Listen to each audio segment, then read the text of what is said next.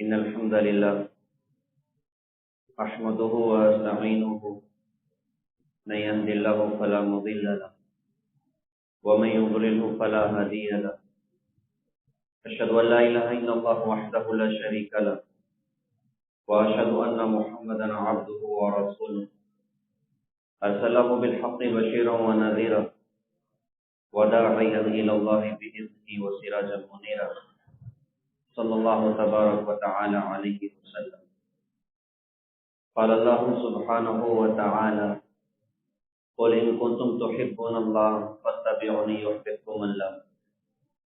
وقال النبي صلى الله عليه وسلم بعثت لأتمم حسن الأخلاق.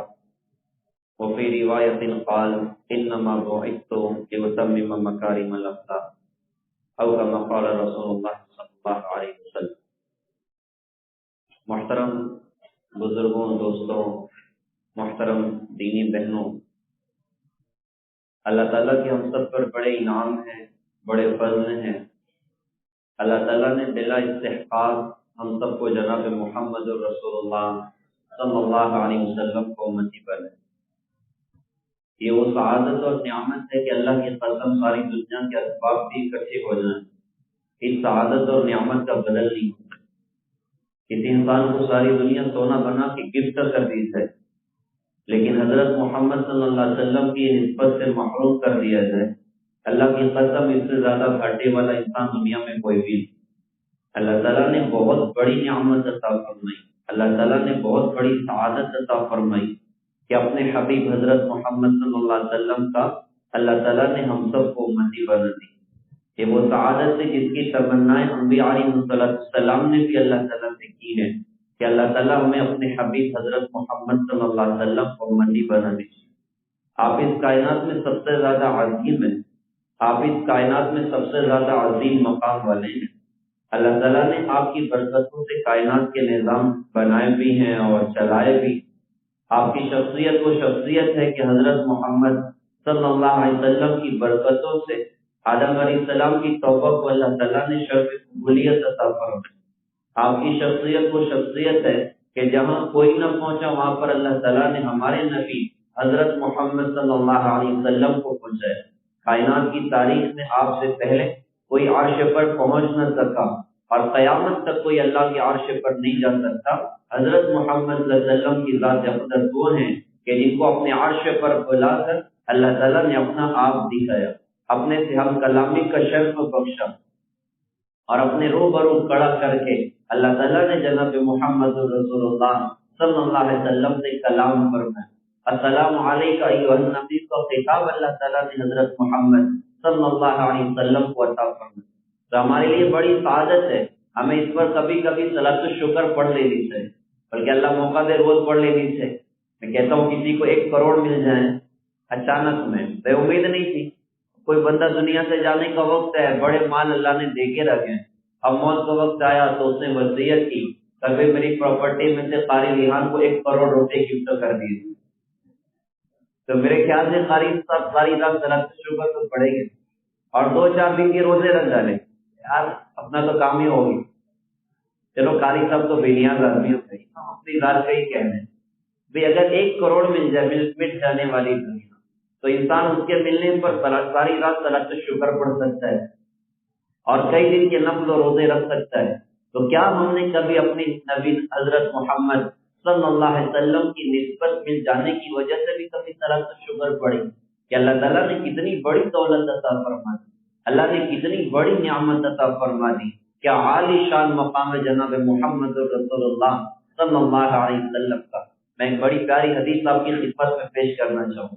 ایک مرتبہ نہ کچھ صحابہ اکٹھے اور اکٹھے ہو کے صحابہ کے تذکرے چل رہے تھے اور تذکرہ انبیاء علیہ السلام کا۔ تو ایک صحابی رسول نے کہا کہ ان اللہ اتخذ ابراہیم خلیلا، کہ اللہ تعالیٰ نے ابراہیم علیہ السلام کو تو اپنا خلیل بنا۔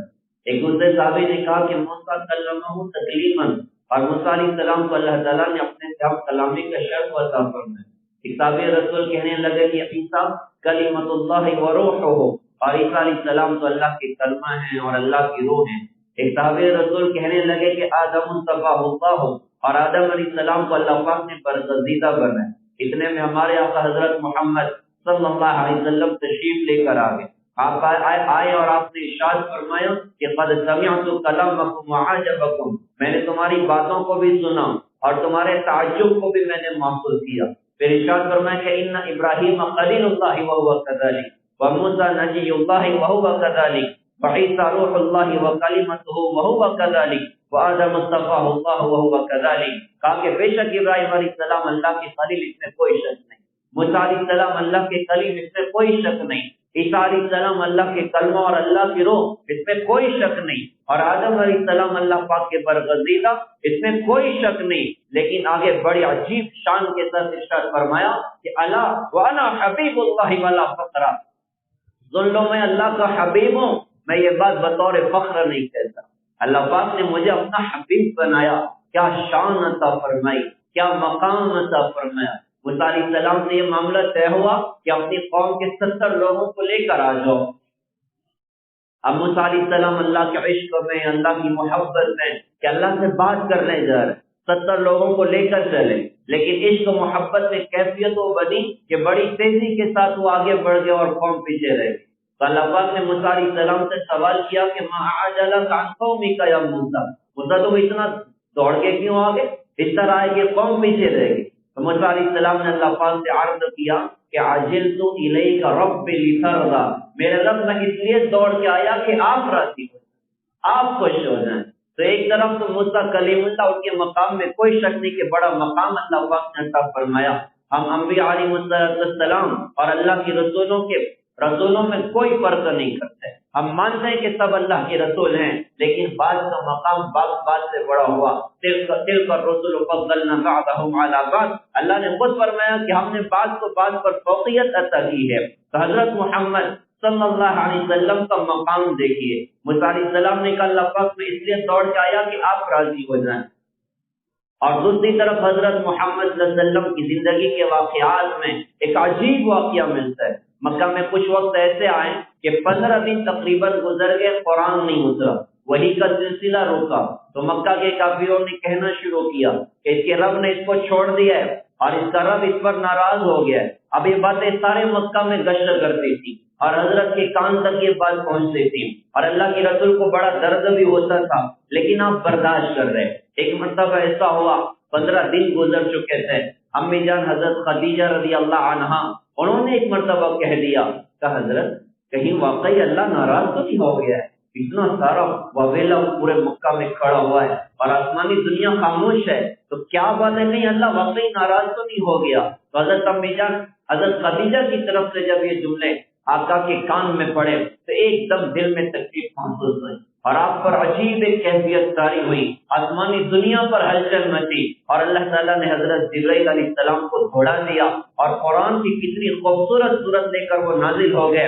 بسم اللہ الرحمن الرحیم، والضحى واللیل اذا سجى ما ودعك ربك وما قلى وللآخرة خير لك من الأولى ولسوف يعطيك ربك فترضى.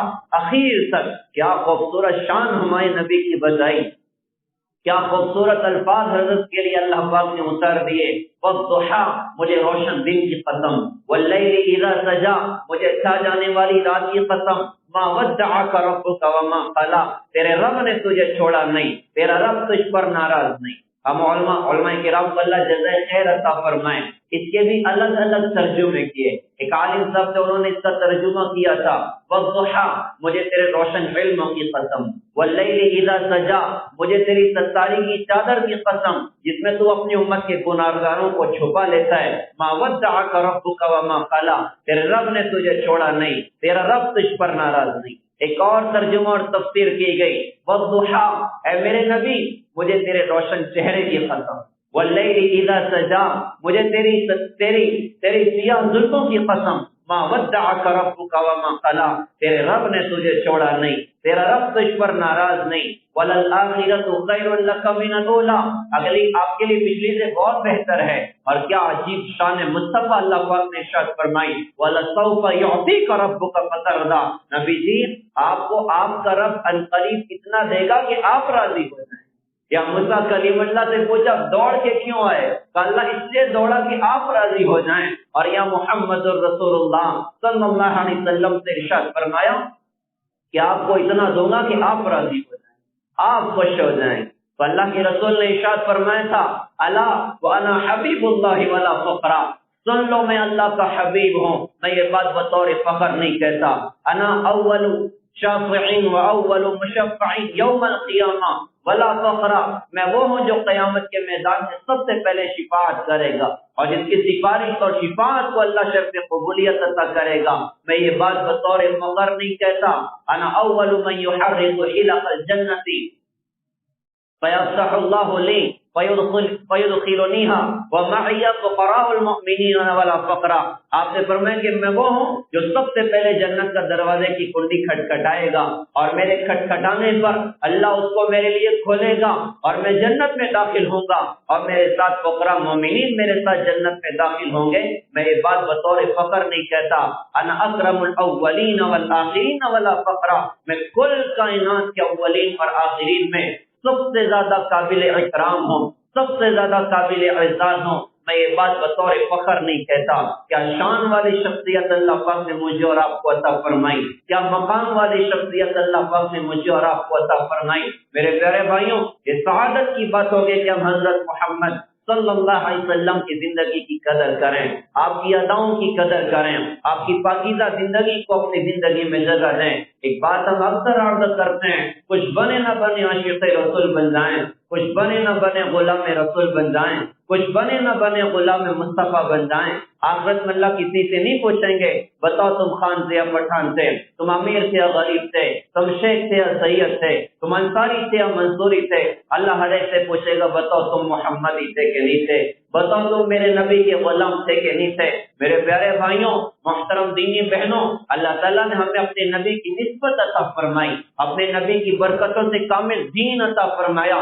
اللہ کی قسم، دنیا میں مسلمان پیسوں کے اعتبار سے فقیر ہو سکتا ہے، لیکن اللہ کی قسم زندگی گزارنے کی راہوں کے اعتبار سے مسلمان دنیا میں فقیر نہیں ہے، اور قومیں دنیا میں فقیر ہیں۔ اللہ کا فضل ہے ہمارے پاس زندگی گزارنے کی ہر راہ روشن ہے، ہر راہ ہمارے سامنے کھلی ہوئی ہے۔ ہم کبھی بھی کسی اور کے محتاج بننے والے لوگ نہیں ہیں کہ چلو بھائی تم ہمیں کچھ دے دو، تم ہمیں کچھ دے دو، تم ہمیں بتاؤ شادیاں کیسے کرنی ہے، تم ہمیں بتاؤ کاروبار کیسے کرنے ہیں۔ الحمدللہ ہمیں کہیں جانے کی ضرورت نہیں ہے۔ کسی شاعر نے کہا تھا کہ ہم خود تراشتے ہیں منازل کے تنگ میل، ہم وہ نہیں کہ جن کو زمانہ بنا گیا۔ ہم اپنی زندگی کی راہیں خود اپنے نبی کی بتائی راہوں کے مطابق طے کرتے ہیں، ہم اوروں کی زندگیوں پر نہیں جاتے، ہم اوروں کی گندی تہذیب پر نہیں جاتے۔ لہذا ہم سب کے لیے دنیا اور آخرت کی نجات اور کامیابی کا راستہ ہے کہ ہم حضرت محمد صلی اللہ علیہ وسلم کے دین پر آئیں، آپ کی پاکیزہ تعلیمات پر آئیں۔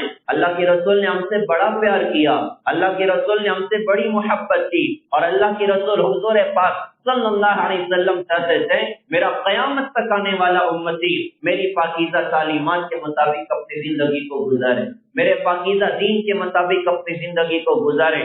اسی لیے جناب محمد الرسول اللہ صلی اللہ علیہ وسلم نے اپنے اخیر زندگی کے ایام میں اپنی امت کو بڑی وصیتیں فرمائی، بڑی عجیب نصیحتیں فرمائی۔ جیسے کوئی باپ دنیا سے رخصت ہونے کا وقت ہو تو اپنے بچوں کو وصیت کرتا ہے، دیکھو یہ کرنا، دیکھو یہ کرنا، تم میرے بعد یہ نہ کرنا۔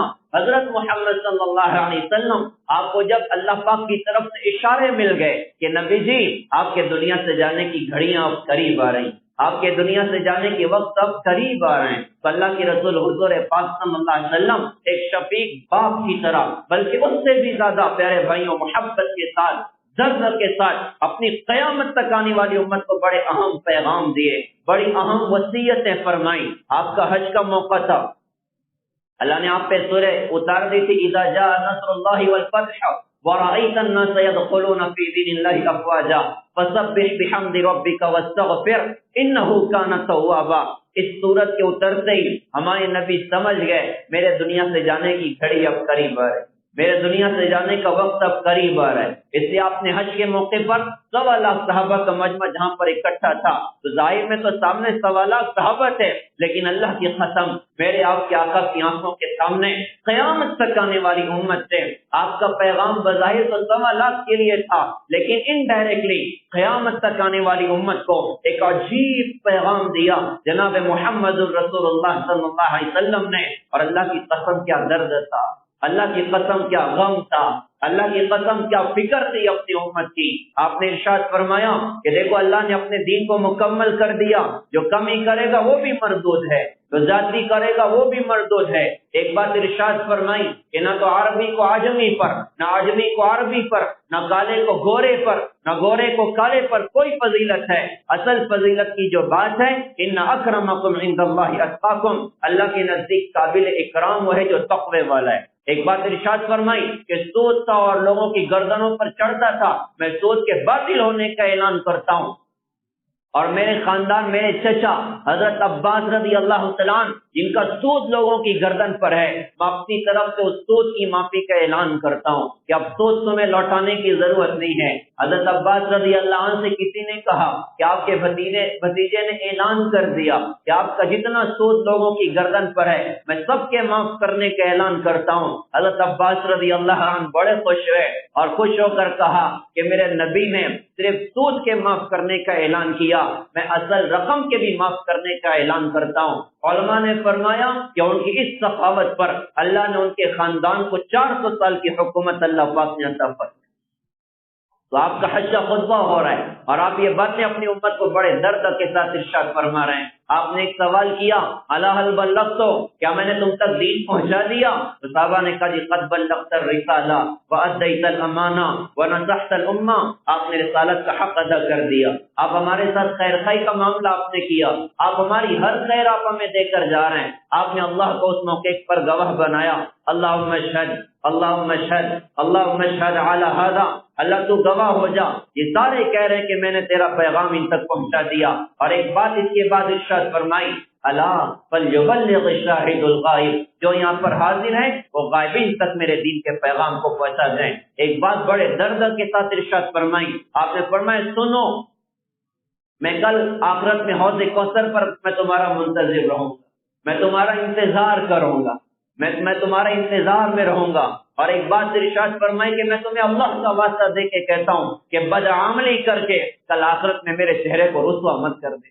اللہ کی قسم اس بات میں وہ درد ہے کہ بیان نہیں کیا جا سکتا، اس درد سے آقا نے یہ بات ارشاد فرمائی ہوگی کہ میں تمہیں اللہ کا واسطہ دے کے کہتا ہوں بدعملی کر کے کل آخرت میں میرے چہرے کو رسوا مت کر دے۔ نبی کو امتی قیامت میں زانی بن کر آئے، نبی کے دل پر کیا گزرے گی؟ نبی کو امتی چور بن کر آئے گا، نبی کے دل پر کیا گزرے گی؟ یہ شراب کا عادی بن کر آیا، یہ نشاور گولیوں کا عادی بن کر آیا، یہ شراب کا ڈیلر بن کے آیا، یہ نشاور گولیوں کا ڈیلر بن کے آیا، اس سے کاروبار اس نے کی، اس سے کمائیاں اس نے کی۔ نبی کا امتی حرام کمائیوں کے ساتھ قیامت کے میدان میں آئے، نبی کو امتی بہنوں کا حق مار کر آئے، نبی کو امتی اگر جھوٹ پر سودا بیچ کر آئے، نبی کو امتی اگر ماں باپ کو گالیاں دے کر آئے، بیوی پر ظالم بن کر آئے، ناچنے والوں کو زندگی کا ہیرو بنا کر آئے، بتاؤ تو صحیح حضرت محمد صلی اللہ علیہ وسلم کے دل پر کیا گزرے گی؟ اس کی مثال یوں سمجھیں، کوئی نوجوان چوری کرتے ہوئے پکڑا گیا، اب سارے محلے والوں نے مل کے بھلائی کی اور کہا اس کے ابا کو بلاؤ، اب اس کے والد کو بلایا گیا۔ اب جب وہ باپ آئے گا، آپ بتائیں اس باپ کے دل کی کیا کیفیت بنے گی؟ اسے بتایا جائے گا دیکھو تمہارا بیٹا تو چورا ہے، تو باپ اپنے مستقبل پر نظر کرے گا، اپنے ماضی پر نظر کرے گا کہ میں نے ماضی میں اس کی تربیت میں کیا کمی کی کر، اور وہ سوچے گا کہ کاش آج کا دن دیکھنے سے پہلے میری موت آ جاتی تو آج کا ذلت کا دن دیکھنا میرا مقدر نہ ہوتا۔ ہمارے نبی تو باپ سے زیادہ شفقت کرنے والے تھے، ہمارے نبی تو ماؤں سے زیادہ پیار کرنے والے تھے۔ نبی کو امتی قیامت کے میدان میں آئے گا، انبیاء بھی ہوں گے، سارے رسول ہوں گے، سارے فرشتے ہوں گے، ساری کائنات ہوگی، ساری دنیا ہوگی۔ اس وقت اگر حضور کو امتی زانی بن کر آئے، بتاؤ تو صحیح اللہ کے رسول کو بڑا درد ہوگا، بڑا غم ہونا، یہ میرا امتی میں نے کیا کچھ دکھ اس کے لیے اٹھایا، میں نے کیا کچھ درد اس کی خاطر دیکھے کہ زانی بن کر آ گیا، یہ چور بن کر آ گیا، یہ ماں باپ کو گالیاں دے کر آ گیا، یہ ناچنے والوں کو زندگی کا ہیرو بنا کر آ گیا، تو آپ نے فرمایا تھا کہ میں تمہیں اللہ کا واسطہ دے کے کہتا ہوں کہ بدعملی کر کے کل آخرت میں میرے چہرے کو رسوا مت کر دینا۔ اور ایک بات ارشاد فرمائی تھی کہ سنو، بہت سے لوگ حوض کوثر کی طرف میرے قریب آئیں، تو بعض لوگ ایسے ہوں گے کہ فرشتے ان کو دھکا مار مار کے پیچھے ڈھکے لیں گے، تو میں ان کو پہچان لوں گا، میں فرشتوں سے کہوں گا ان کو کیوں دھکے مارتے ہو، یہ میرے ہی لوگ ہیں۔ اللہ ہم سب کی حفاظت فرمائے، اللہ ہم سب کی حفاظت فرمائے۔ فرشتے کہیں گے حضرت آپ کو نہیں پتا، انہوں نے آپ کے بعد آپ کے دین کو بدل دیا تھا، انہوں نے آپ کے بعد آپ کے دین کو بدل دیا تھا۔ اللہ کے رسول نے ارشاد فرمایا تھا، پھر میں خود کہوں گا فَسَحْقًا فَسَحْقًا لِمَنْ بَدَّلَ بَعْدِي، تم مجھ سے دور ہو جاؤ، تم مجھ سے دور ہو جاؤ، تم نے میرے بعد میرے دین کو تبدیل کر کے رکھ دیا۔ علامہ اقبال نے بڑے درد سے کہا تھا کہ شو رہے ہو گئے دنیا سے مسلمان نابود، ہم تو یہ کہتے ہیں کہ تھے بھی کہیں مسلم موجود، وضع میں تم ہو نصارہ تو تمدن میں ہنود، یہ مسلمان ہیں جنہیں دیکھ کے شرمائی ہو، کیوں تو سید بھی ہو، مرزا بھی ہو، افغان بھی ہو، تم بتاؤ تو سبھی کچھ ہو، مسلمان بھی ہو۔ میرے پیارے بھائیوں، حضور پاک صلی اللہ علیہ وسلم کو بڑا درد تھا، بڑا غم تھا کہ میری امت کہیں میرے دین کو چھوڑ کر زندگی گزارنے والی نہ بنے۔ اللہ نے بڑی سعادت ہمیں عطا فرمائی، اللہ نے بڑی نعمت ہمیں عطا فرمائی۔ بس پیارے بھائیوں، اس بات کی ضرورت ہے ہم اپنے آقا کی زندگی کی قدر کرنے والے بن، آپ کی پاکیزہ تعلیمات کو اپنی زندگی میں جگہ دینے والے بنے۔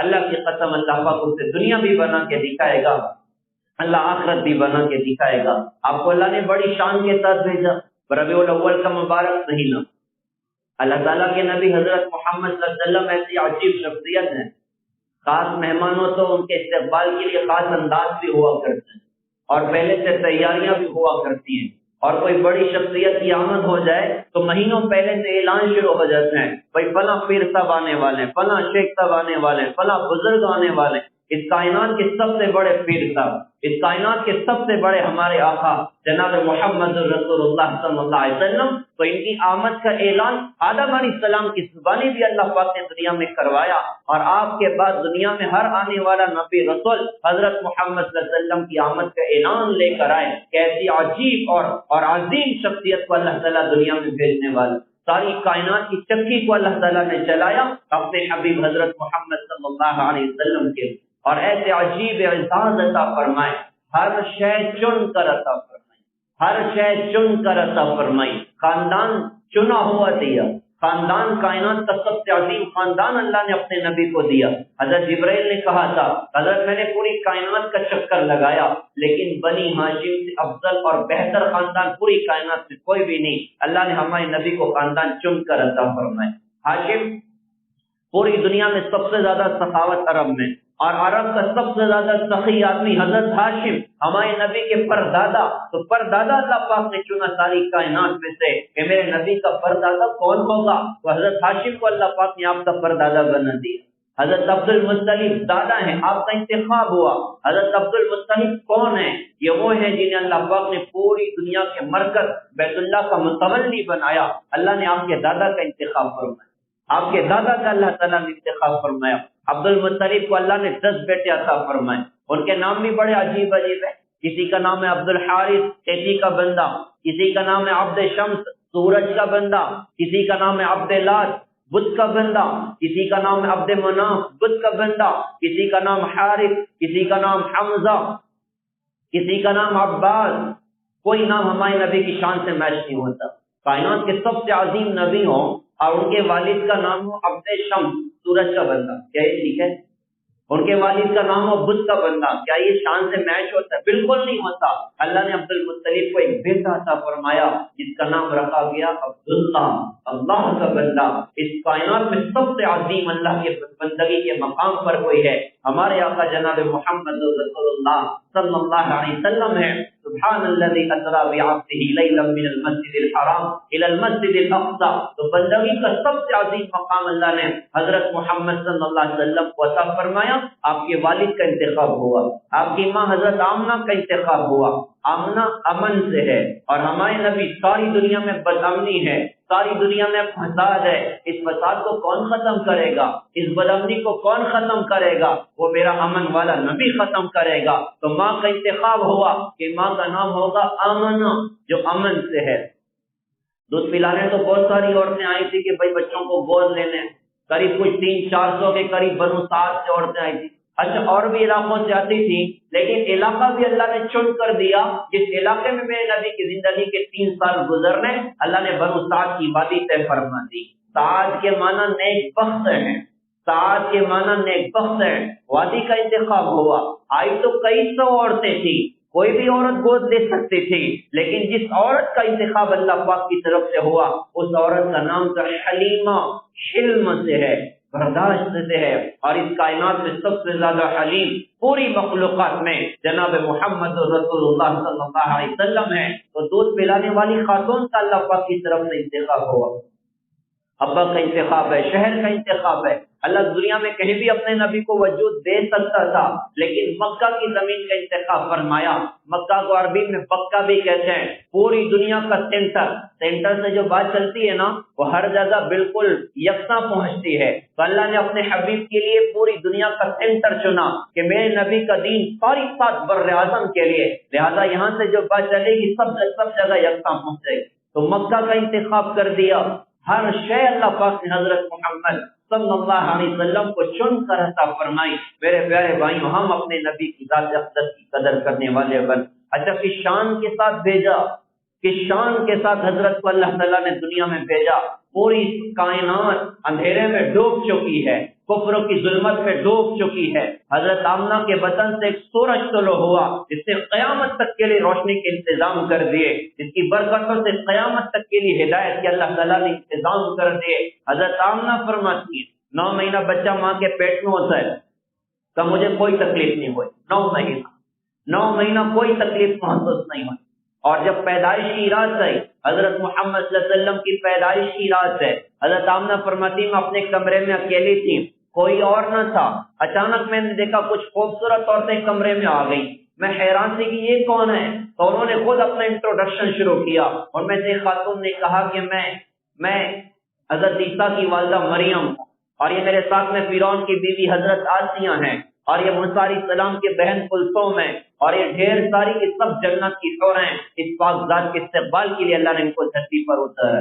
تھوڑی دیر رہ کے چلے گئی، ڈاکٹر کے طور پر جو خاتون حضرت کی والدہ کے پاس تھی، ہمارے نبی کی پیدائش ہوئی، رات کی چاہت تھی کہ میرے حصے میں ان کی پیدائش آ جائے، اور دن کی خواہش تھی کہ میرے حصے میں آ جائے۔ اللہ نے انتظام یہ کیا کہ دن اور رات کے بیچ میں اللہ تعالیٰ نے حضرت محمد صلی اللہ علیہ وسلم کو دنیا میں بھیجا۔ رات ختم ہو رہی اور دن طلوع ہونے والا، اور اس کائنات کا سب سے عظیم ہدایت کا سورج محمد عربی صلی اللہ علیہ وسلم کا وجود دنیا میں ہوا۔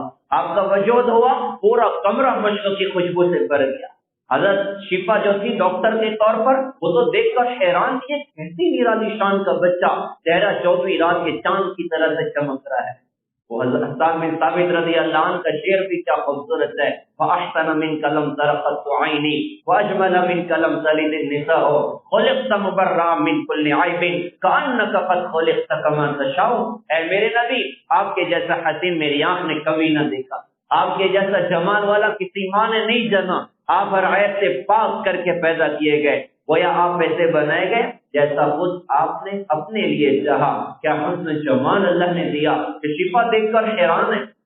بچہ پیدا ہوتا ہے تو بدن کو پوچھنا پڑتا ہے، صاف کرنا پڑتا ہے۔ ہمارے نبی پیدا ہوئے دھلے دھلائے پیدا ہوئے، صاف ستھرے پیدا ہوئے، پورا کمرہ مشکوں کی خوشبو سے بھر گیا، اور ناک ماں کی آنکھ سے جڑا ہوا بھی نہیں ہے، اور مختون پیدا ہے۔ تو حضرت شفا بڑی حیران تھی، حضرت کو گود میں لیا۔ آمنہ سے کہا کہ آمنہ تیرا لال بھی بڑا عجیب نرالی شان کا، تو بھی اپنے بچے کو دیکھ لے۔ یہ کہہ کہ حضرت کو ان کے بازو میں لٹایا، جو ہی پیچھے رکھا، فوراً ہمارے نبی نے کروٹ بدلی، اور کروٹ بدلنے کے بعد دونوں ہاتھ دونوں گھٹنوں کو ٹیک کر ایسے سجدہ کیا جیسے ہم سجدہ کرتے ہیں، گویا کہ دنیا میں آتے ہی پیغام دیا، میں ساری انسانیت کو اللہ کے در پر جھکانے کے لیے۔ میں ساری انسانیت کو اللہ کے در پر جھکانے کے لیے آیا، اور انسانوں کے مسئلے کا حل بھی ہے کہ وہ اللہ کے در پر جھکنے والے بن جائیں۔ وہ ایک سجدہ جسے تو گراں سمجھتا ہے، ہزاروں سجدوں سے دیتا ہے آدمی کو نظر۔ کافی دیر لمبا سجدہ کیا، الٹے ہاتھ پر زور دیا، سیدھے ہاتھ کی شہادت انگلی کو آسمان کی طرف بلند کیا۔ آپ کے اس اشارے پر حضرت آمنہ فرماتے ہیں کہ زور کی روشنی ہوئی، اور اس روشنی سے ملک شام، ایران اور شیرہ کے محلات مجھے اس میں سے نظر آئے۔ وہ گھبرا گئی، فوراً اپنے بچے کو اپنی گود میں لیا، جو ہی گود میں لیا روشنی تو ختم ہو گئی، لیکن پورا کمرہ دھواری سے بھرنا شروع ہوا، دھند سے بھرنا شروع ہوا، اور اتنا بھرا کہ کوئی شے نظر نہ آتی تھی، ہاتھ نظر نہیں آ رہا ہے، اور میری گود کا بچہ مجھے نظر نہیں آ رہا ہے۔ اور تھوڑی دیر کے لیے ایسا محسوس ہوا کہ بچہ میری گود سے غائب ہے، اور اس دواری سے آواز آ رہی کہ طوفوا بہ مشارق الارض ومغاربہا لیعرفوا باسمہ ونعتہ وصورتہ، اس بچے کو مشرق، مغرب، شمال، جنوب، کل کائنات میں گھماؤ تاکہ ساری دنیا جانے اس بچے کے نام کو، اس کی ذات کو، اس کی صفات کو۔ اور ایک آواز آئی کہ اس بچے کو آدم علیہ السلام کے اخلاق دو، شیخ علیہ السلام کی معرفت دو، نوح علیہ السلام کی شجاعت دو، ابراہیم علیہ السلام کی دوستی دو، اسماعیل علیہ السلام کی قربانی دو، اسحاق علیہ السلام کی رضا دو، یعقوب علیہ السلام کی بشارت دو، موسیٰ علیہ السلام کا جلال دو، یوسف علیہ السلام کا جمال دو، صالح علیہ السلام کی فصاحت دو، لوط علیہ السلام کی حکمت دو، ایوب علیہ السلام کا دل دو، موسیٰ کا جلال دو، یوسف کا جمال دو، اور عیسیٰ علیہ السلام کا زہد دو، اور سارے نبیوں کے اخلاق میں اس بچے کو گوتا دو، اور پیدائش پر سارے نبیوں کی خوبیاں اکٹھی کر کے جناب محمد الرسول اللہ صلی اللہ علیہ وسلم کو اللہ پاک نے عطا فرما دی۔ اس کے بعد کہا کہ وہ ساری تمہاری ختم ہوئی، میں نے دیکھا کہ میرا بچہ میری گود میں، اور میرے بچے کا چہرہ چوتھی رات کے چاند کی طرح سے چمک رہا تھا۔ کیسی شان کے ساتھ بھیجا، کیسی شان کے ساتھ بھیجا، یہ تو آپ کی شان ہوئی۔ اور یہ تو پیدائش سے ایسی رفعت عزت اللہ پاک نے عطا فرمائی، بعد کی زندگی میں کیا خوش مقام ملے، بعد کی زندگی میں کہاں پہنچایا کہ جبرائیل بھی راہ کی گرد پر پہنچ نہ سکے، سدرۃ المنتہا پر کھڑے ہو گئے۔ اللہ کے رسول نے کہا کہ جبرائیل فرش سے لے کے یہاں تک تو ساتھ میں تھے، اب اوپر اور نہیں چلو گے؟ تو انہوں نے کہا کہ حضرت میری حد اب ختم ہو چکی ہے، اس کے آگے 1 انچ بھی نہیں جا سکتا، تھوڑا بھی آگے جا تو جل کر ختم ہو جاؤں گا۔ اللہ نے اپنے نبی کو اور اوپر اٹھایا، یہاں تک کہ عرش پر پہنچایا، 70,000 نور کے پردوں کو چاک کیا، اپنا آپ دکھایا، السلام علیکہ ایھا النبی کا خطاب بخشا۔ کیا مقام اللہ نے عطا فرمائے، کیا رفعتیں اللہ نے عطا فرمائی۔ میرے پیارے بھائیوں، حضرت محمد صلی اللہ علیہ وسلم کی نسبت آپ کی زندگی پر چلنا یہ دنیا اور آخرت کی نجات کا راستہ ہے، لہٰذا ہم سب کے لیے سعادت ہے کہ ان کی تعلیمات کو اپنی زندگی میں جگہ دیں، ان کے طریقوں کو اپنی زندگی میں جگہ دیں۔ آپ نے کیا سیکھا ہے؟ کچھ 2-4 باتوں کی طرف اشارہ کروں گا۔ آپ نے سب سے پہلا سبق کل کائنات کی انسانیت کو دیا کہ دیکھو اللہ سے جڑنے والے بن جاؤ، اللہ سے جڑنے والے بن جاؤ، اس دل میں اللہ کو جگہ دے دو، اس دل میں اللہ کو جگہ دے دو۔ قرآن میں ارشاد فرمایا یوم لا ينفع مال ولا بنون الا من اتى الله بقلب سلیم، نہ مال کام آئے گا نہ اولاد کام آئے گی، قیامت کے میدان میں قلب سلیم بندوں کو کام آئے گا۔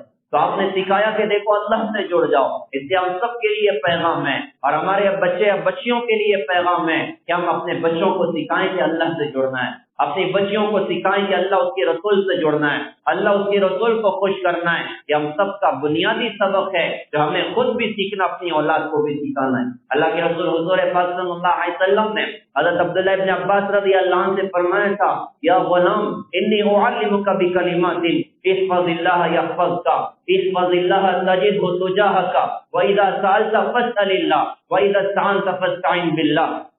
اے میرے بیٹے میں تجھے کچھ کلمات سکھاتا ہوں، تو اللہ کے احکام کی حفاظت کر، اللہ تیری حفاظت کرے گا۔ تو اللہ کے احکام کی حفاظت کر، تو ہر وقت اللہ کو اپنے سامنے موجود پائے گا۔ جب تو سوال کر تو ایک اللہ سے سوال کرنا، جب تو مدد مانگ تو دیکھ اللہ سے مدد مانگنا۔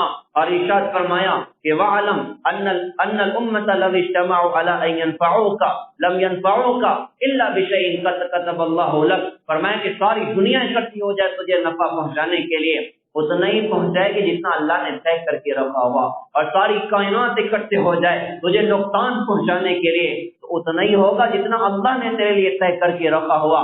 اللہ کا یقین سکھایا، تقدیر کا یقین سکھایا، لہذا ہم بھی اللہ کو راضی کرنا مقصد زندگی بنائیں، ہم بھی اللہ کو خوش کرنا مقصد زندگی بنائیں، اللہ کو پہچان کر، اللہ کو جان کر زندگی گزاریں۔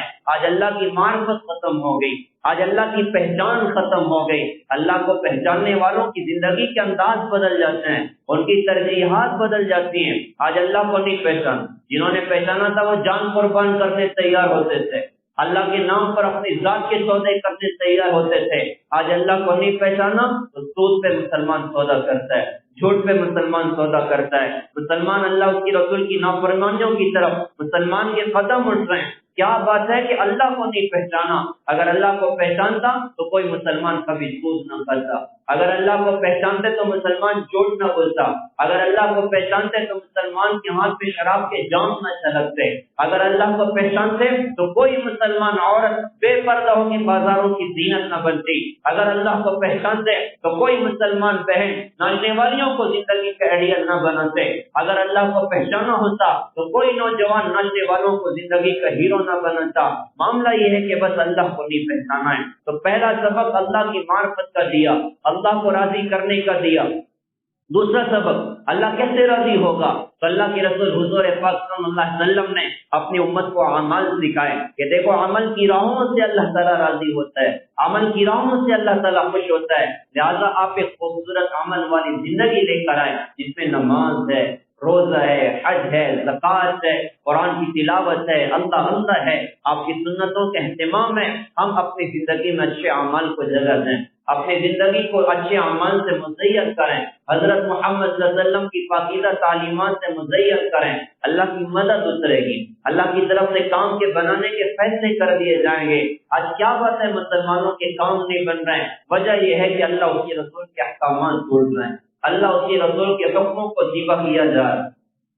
تو ہم اللہ کے احکامات پر ہیں جس میں نماز اعلیٰ درجے کا عمل اور بہت بڑا عمل ہے، اور نماز نہ پڑھنا اللہ کی قسم بہت بڑے تکبر کی علامت ہے، بہت بڑے تکبر کی علامت ہے۔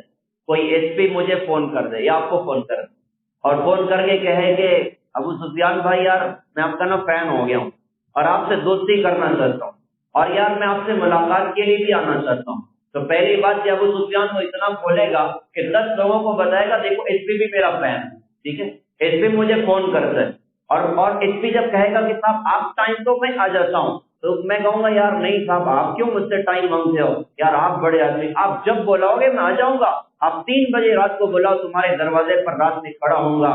ہائے رے ہائے، ایک ایس پی چھوٹی حیثیت کا آدمی بھی اگر مسلمان کو فون کر دیں اور کہے کہ صاحب ملنا ہے، جی آپ 3 بجے بلائیں آپ کے در پر آتا ہوں، ساری کائنات کا رب اللہ جو کسی کا محتاج نہیں ہے، اللہ کی قسم ساری دنیا سدھر جائے، اللہ کی شان میں مچھر کے پر کے برابر اضافہ نہیں ہو سکتا، ساری دنیا فرعونوں سے بھر جائے، اللہ کی شان میں مچھر کے پر کے برابر کمی نہیں ہو سکتی۔ اللہ الصمد، اسے کسی کی عبادت کی کوئی ضرورت نہیں، اسے کسی کی ضرورت نہیں، بے نیاز اللہ ہے۔ وہ اللہ 5 مرتبہ اپنے مؤذن کے ذریعے آواز لگواتا ہے، اللہ اکبر اللہ اکبر، حی علی الصلاۃ حی علی الفلاح، ارے آؤ نا نماز کے لیے، ارے آؤ نا فلاح کے لیے۔ کتنا بڑا تکبر ہے کہ مسلمان دکان چھوڑنے تیار نہیں، مسلمان کاروبار چھوڑنے تیار نہیں ہے، عورتیں چولہا چکی چھوڑ کر مسلوں پر دوڑنے کو تیار نہیں ہے۔ یہ بڑی محرومی کی بات ہے۔ ہم اللہ کے احکامات کو زندگی میں جگہ دیں۔ حضرت محمد صلی اللہ علیہ وسلم نے سکھایا کہ دیکھو اللہ کے حقوق کو تو ادا کرنا ہی ہے، لیکن بندوں کے بھی حقوق تمہارے ذمہ لگے ہوئے ہیں، لہذا بندوں کے ساتھ ظالم نہ بننا، بندوں کے حقوق کو نہ مرنا، ان کے حق ادا کرنے والے بننا، اور خود اپنی ذات سے اس کا اہتمام کر کے دکھایا۔ جو دبائے اس کی وعیدیں سنائی، جو اوروں کو دے ان کا حق، ان کے فضائل سنائے، اور جو نہ دے اس کی وعیدیں سنائی۔ اللہ کے رسول حضور پاک صلی اللہ علیہ وسلم کی زندگی کے آخری ایام سے 2-4 دن حضرت کی زندگی کے باقی رہ گئے۔ آپ کو صبح صبح طبیعت کچھ ٹھیک لگ رہی تھی، آپ کا جو اخیر کا 13-14 دن گزرا زندگی کا تنگ درد میں گزرا، سخت بخار میں گزرا، تو 2-3 دن کچھ رہ گئے تھے، طبیعت ٹھیک محسوس ہو رہی تھی، اور چونکہ امت کو کچھ نہ کچھ پیغام بھی دینا تھا تو آپ نے کہا کہ 7 کنووں کا پانی لاؤ اور مجھ پر ڈالو. پانی لایا گیا اور حضرت پر ڈالا گیا. آپ کو اچھا محسوس ہوا. آپ نے کہا مجھے مسجد لے کر چلو. 2 صحابہ کے سہارے سے آپ مسجد آئے. تقریباً کچھ چاشت کا وقت تھا. آپ ممبر پر بیٹھے, صحابہ جمع تھے. آپ نے صحابہ میں ایک عجیب بات ارشاد فرمایا کہ یہود اور نصارہ پر اللہ کی لعنت ہو, انہوں نے اپنے نبیوں کی قبروں کو سجدہ گاہ بنا دیا. میں تمہیں وصیت کرتا ہوں تم میری قبر کو سجدہ گاہ مت بنانا, تم میری قبر کو سجدہ گاہ مت بنانا. اور ایک بات ارشاد فرمائی کہ زندگی کا بڑا حصہ میں نے تمہارے ساتھ گزارا. اس پوری زندگی میں نے کسی کو ناحق مارا ہو, آج میں حاضر ہوں مجھ سے بدلہ لے. کسی کے پیسے میرے ذمہ باقی ہوں, آج میں حاضر ہوں مجھ سے پیسے واپس لے لیں. آپ عجیب شخصیت ہے. آپ کے ذمہ کس کا پیسہ باقی ہو سکتا ہے؟ یا کیا یہ ممکن تھا کہ حضرت کسی کی ذات پر ظلم کریں؟ جس نبی کے بارے میں کہا گیا اور کہنے والے نے بڑا خوب کہا, وہ نبیوں میں رحمت عقب پانے والا, مرادیں غریبوں کی بر لانے والا, مصیبت میں غیروں کے کام آنے والا, وہ اپنے برائے کا غم کھانے والا, فقیروں کا ملجا ضعیفوں کا ماوا, یتیموں کا والی غلاموں کا مالا, خطا کار سے درگزر کرنے والا, بد اندیش کے دل میں گھر کرنے والا, مفاسد کا زیر و زبر کرنے والا, قبائل کو شیر و شکر کرنے والا, اتر کر ہیرا سے سوئے قوم آیا اور ایک نسخہ کیمیا ساتھ لایا. ارے جو تلوار مارنے والوں کو احد میں دعائیں دے جائے, جو تیر مارنے والوں کو دعائیں دے جائے, جو پتھر مارنے والوں کو احد کے میدان میں صحابہ کے کہنے پر حضرت آپ اب تو ان کے لیے بد دعا کر دو, پتھر انہوں نے مارے, تیر انہوں نے برسائے, تلوار انہوں نے چلائی, اپنے ہاتھ اٹھا دیے. صحابہ کو لگا کہ بد دعا کرنے جا رہے ہیں, ہم قربان جائیں. آپ نے بد دعا نہیں فرمائی بلکہ دعا فرمائی ہے, اللہم اغفر لی قومی فانہم لا یعلمون, اللہ میری قوم کو معاف کر دے, مجھے نہیں پہچانتے. ارے جو دشمنوں کے لیے ایسا سینہ وسیع کر کے رکھنے والا ہو, بتاؤ تو صحیح کیا وہ کسی پر ظلم کر سکتے؟ صحابہ تو بڑے حیران تھے, آج ہمارے نبی کیا فرما رہے ہیں. آپ نے قصاص کے لیے اپنے آپ کو پیش کیا. ظہر کی نماز کا وقت ہوا, آپ نے ظہر پڑھائی, نماز کے بعد پھر ممبر پر چڑھے اور پھر یہی بات ارشاد فرمائی, میں نے کسی کو ناحق مارا, آج حاضر ہوں, آ کر بدلہ لے لو. کسی کے پیسے میرے ذمہ باقی, آج میں حاضر ہوں, بدلہ لے لو. میں اس بوجھ کے ساتھ اللہ کی بارگاہ میں نہیں پہنچنا چاہتا, میں اس بوجھ کے ساتھ اللہ کی بارگاہ میں نہیں پہنچنا چاہتا. ہائے رے ہائے, آج کتنی بہنیں اپنے حصے کا مطالبہ کر کر کر کر بوڑھی ہو کے قبرستان کی مٹی کا حصہ بن گئی. ظالم بھائی نے بہن کے حق کو نہیں ادا کیا. کتنے ایسے لوگ ہوتے ہیں کہ پریشان ہوتے ہیں, زمین پر اتنے قبضہ کیا, خالی کرنے تیار نہیں ہے. وہ اپنی زمین کی چاہت میں کوشش کر کر کر دنیا سے چلے گئے, پیسوں کی چاہت میں کہ پیسے باقی ہیں, اور سامنے والا بڑا عجیب آدمی ہے, وہ کہتا ہے کتنی طاقت نکال کے دکھا دے. وہ بیچارہ پیسوں کا مطالبہ کر کر دنیا سے چلا گیا, اس نے اس کا حق نہیں ادا کیا. اور یہ ہمارے نبی ہیں, قصاص کے لیے اپنے آپ کو پیش کر دیا. تو جب دوبارہ آپ نے یہ بات رکھی تو ایک صحابی کھڑے ہو گئے اور کھڑے ہو کر کہا کہ حضرت ایک مرتبہ آپ نے مجھے نہ چھڑی ماری, اب آپ بدلا دو, آپ بدلا دے دیجیے. اللہ اکبر. صحابہ حیران تھے, یہ بندہ کیا کرے گا, آج اللہ کے رسول کو مارے. تو اللہ کے رسول نے فرمایا بھائی ٹھیک ہے, چھڑی ان کے آگے ڈال دی گئی کہ لو بدلا لے لو. صحابہ تو بڑے حیران. اب وہ پیچھے سے آ گئے اور آ کر کہا کہ حضرت جس وقت آپ نے مجھے مارا تھا نا تو میرے کاندھے پر چادر نہیں تھی, آپ نے میری ننگی پیٹھ پر آپ نے چھڑی ماری, آپ کے کاندھے پر تو چادر ہے نا, میں بدلا بھی کیسے لوں, آپ ہٹائیں تو بدلا لوں گا. تو آپ پھر قربان جائیں کہ آپ نے وہ چادر بھی اپنے کاندھے سے ہٹا دی. کبھی ٹھیک ہے تم بدلا لو. صحابہ رسول پیچھے کھڑے سے رونے لگے, ہاتھ سے چھڑی کو پھینکا اور حضرت سے پیچھے سے لپٹ گئے اور لپٹ کے کہا کہ حضرت آپ سے بدلہ لینے کی کوئی چاہت نہیں, بس چاہت یہ تھی کہ میرا بدن میرے نبی کے بدن سے من ہو. ایسی احتیاط والے نبی, وہ اپنے امت کو ایک خوبصورت پیغام دیا کہ دیکھو تم ظالم مت بننا, تم اوروں کے حق ادا کر کے آنا, اوروں کے بوجھ لے کر مت آنا.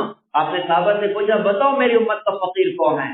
صحابہ نے کہا حضرت ہم اس سے فقیر سمجھتے ہیں جس کے پاس پیسے نہ ہو. آپ نے فرمایا نہیں, میری امت کا فقیر وہ ہے جو قیامت کے میدان میں پہاڑوں کے برابر نیکی لے کر ہے, لیکن دنیا میں کسی کو مرا ہوگا, کسی کو گالی دی ہوگی, کسی کی غیبت کی ہوگی, کسی کا حق دبایا ہوگا. یہ سارے آئیں گے اور مطالبے کریں گے, تو ان کے مطالبات پر اس کی نیکیاں اٹھا اٹھا کے ان کے نام اعمال میں داخل کی جائیں گی، اور ساری نیکیاں ختم، اور مطالبے والے کھڑے ہیں، سب مطالبے والوں کے گناہ اس کے سر پر ڈالے جائیں گے۔ یہ پہاڑوں کے برابر نیکی لے کر آیا تھا، لیکن اب پہاڑوں کے برابر گناہ لے کے جہنم کی آگ کا ایندھن بنے گا۔ آپ نے فرمایا یہ میری امت کا فقیر ہے۔ پیارے بھائیوں، اللہ کے رسول نے اپنی امت کو سمجھایا، اپنی امت کو بتایا کہ دیکھو بندوں کے حقوق تم ادا کر کے آنا۔ آج کتنی مائیں بیچاری خون کے آنسو گھر میں روتی ہیں کہ سگی اولاد پوچھنے کو تیار نہیں ہوتی۔ جس ماں نے 9 مہینے پیٹ میں اٹھایا، جس ماں نے 2 سال دودھ پلائے، جس ماں نے پیشاب پخانہ دھویا، جس ماں نے اپنی جوانی اس پر نچھاور کر دی، آج کتنی اولادیں جوان ہونے کے بعد اپنی ماں کو بڑھیا کہتے ہیں۔ ارے ظالم، تو نے کس کو بڑھیا کہا؟ تو قیامت کے میدان میں اللہ کو کیا منہ دکھائے گا؟ قیامت کے میدان میں اللہ کو کیا منہ دکھائے گا؟ کتنے باپ آج مسجد کے دروازوں پر کھڑے ہو کر بھیک مانگتے ہیں اور زبان حال سے کہتے ہیں کہ ہماری بدبخت اولاد ہمیں پوچھنے کو تیار نہیں ہے۔ ایک آدمی سے میری ملاقات تھی، مسجد کے باہر کھڑے تھے، پیر کا آپریشن ہوا تھا۔ میں نے کہا جی آپ کے کوئی ہے؟ کا بیٹا 2 ہیں، لیکن سب اپنا لوگ چلاتے ہیں، اس میں مشغول ہیں، اپنے 20 بچوں میں لگے، کوئی نہیں پوچھتا۔ میں مسجد کے دروازوں پر کھڑے ہو کر بھیک مانگ کے اپنا گزارا کرتے۔ ایک بڑے میاں نے پوچھا کیا بات، آپ کیوں بھیک مانگتے ہو؟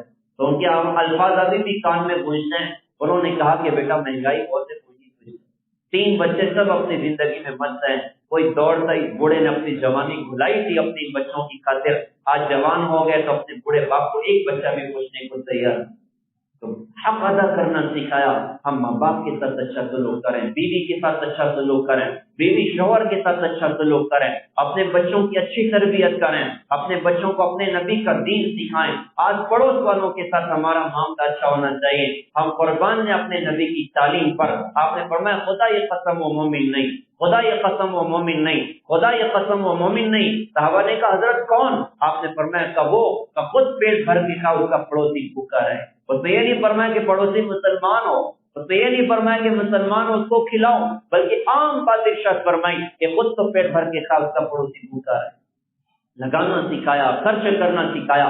لہذا پیارے بھائیوں، محترم دینی بہنوں، ہم اپنی زندگی میں اپنے نبی والے اخلاق کو جگہ دیں۔ ہماری بہت ساری مائیں بہنیں بیٹھی ہوئی ہیں، ہم ان بہنوں کو ایک پیغام دیں گے، آپ ساس ہیں، آپ بہو کے لیے رحمت بن جائیں، آپ بہو ہیں تو ساس کے لیے رحمت بن جائیں، آپ نند ہو بھابھی کے لیے رحمت بن جائیں، بھابھی ہو تو نند کے لیے رحمت بن جائیں۔